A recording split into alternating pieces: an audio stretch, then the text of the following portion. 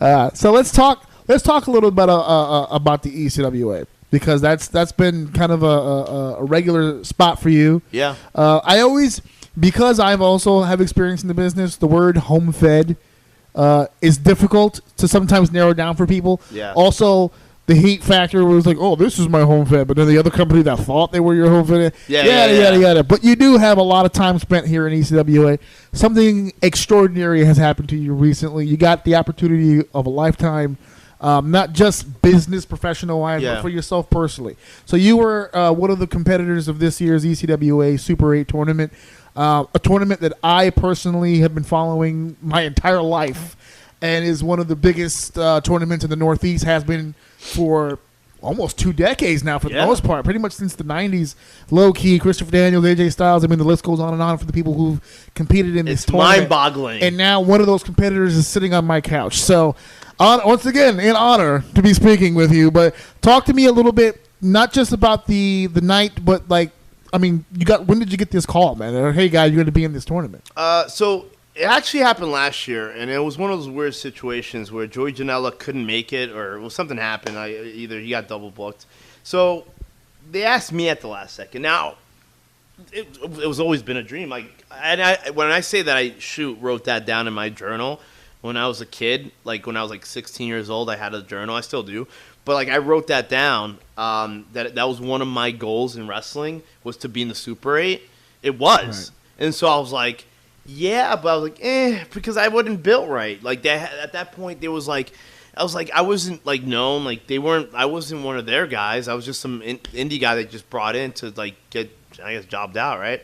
So I said yes because, like, how am I going to say no? Right.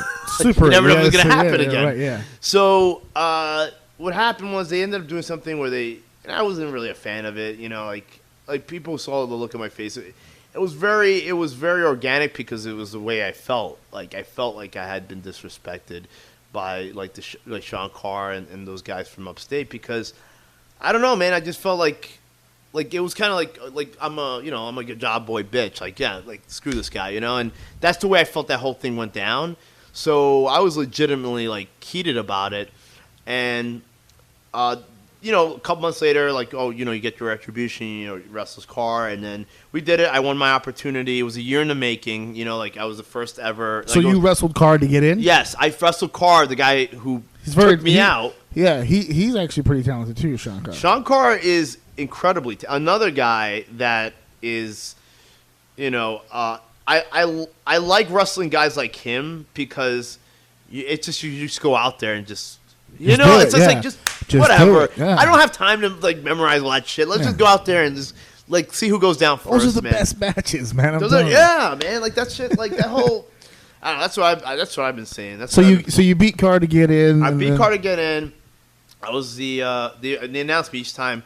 The first entrant in the 2018 Super 8. You were the first entrant. Yes, I was. But then Mike Tartaglia somehow forgot. I don't think he had his Frugi juice that day. That he announced Richard Holiday as the first entrant. Rich ended up winning. Here comes the disrespect part, right? Yeah. Yeah. So I was, dude. When I read that, holy shit. I think I had a bottle of water, and I just chucked it across. By the way, we're 55 minutes in. I think that was your first curse word.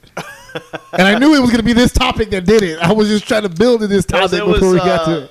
It was just one of those things where I was just... Folks, that's as uncensored as Mike gets, because Mike doesn't normally with the four. I've already cursed like 17 times. But, yeah.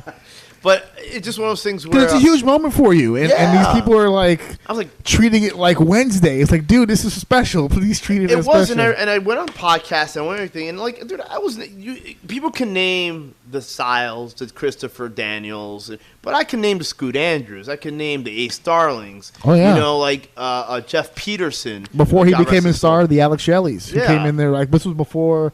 Davey Richards went in there, became a name. He was a guy from California just coming through the territory, and then all of a sudden, boom, he's a Ring of Honor superstar. I will say this. I think this whole class in general, in my opinion, I think people downplayed this class of 2018. Right. I think a lot of people are like, oh, like because people kept on bringing back like the idea of the previous winners. But the Super 8, if you look at it, was always about introducing the wrestling world to that new star. You know that, and I truly believe that Richard Holiday is going to be that guy. I mean, I'm not here to just put myself over. I will say that I believe Richard Holiday is one of those guys who will get signed eventually if he plays his card right. I mean, that's as long as he plays the game, he'll be all right. That's anybody. Well, I think what hurts that is because, I mean, Super 8 got so big, everyone's got a fucking tournament now. Well, Shamrock Cup. I mean, everyone's got Tartaglia said that too. Yeah, everyone's got a fucking tournament now, and they've been trying. And the biggest ones are like the bolas and stuff like that. It's like the original hamburger, It's like how many. Yeah, seriously. I mean, when you're the first to do it, and then everyone starts coming in, I mean, it makes it a lot harder. And now you feel I give ECWA credit for following the formula all the way through. Yeah. Because God forbid, like with all these other tournaments coming in, they could have very easily just bit the bullet and all right, let's bring Callahan in and let's bring this guy in. And instead, they kept the form the way that it was. And for anybody to be downplaying the Super 8 tournament as far as competitors within the tournament, I mean, it doesn't really make any sense. Christian Laettner was a Dream Team member. You can argue it, but it happened. He was number 4. Yeah. He was on the roster. He kept the towels warm and the Gatorade cool. I mean, that was his job. But at the same time, the guy was on the roster. In order to keep the Super 8 as majestic as it's always been, I mean, I personally believe that the people involved should continue to treat it in that fashion. I agree. And maybe it was an overlook on their end, or an oversight, I should say, as far as who was the first entrant or whatever. Yeah, maybe a snub. Listen, I'm not fucking arguing for anybody's side. I'm here with you, so as far as I'm concerned, you're the fucking winner in this. But I just think that it's a huge thing. I haven't really had a chance now that I think about it, but congratulations for being involved in the tournament. Thank you. There's a mission accomplished, really. There have been multiple entrants before, so hopefully 2019, fingers crossed, we'll see another opportunity.